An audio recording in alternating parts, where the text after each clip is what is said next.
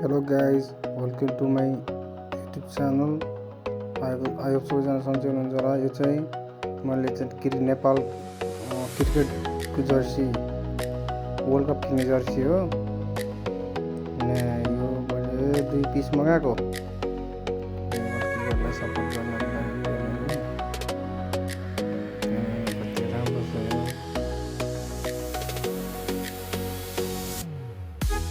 एउटा चाहिँ मलाई हो, एउटा चाहिँ भाइलाई। टिका जर्सी हो यो। 3टा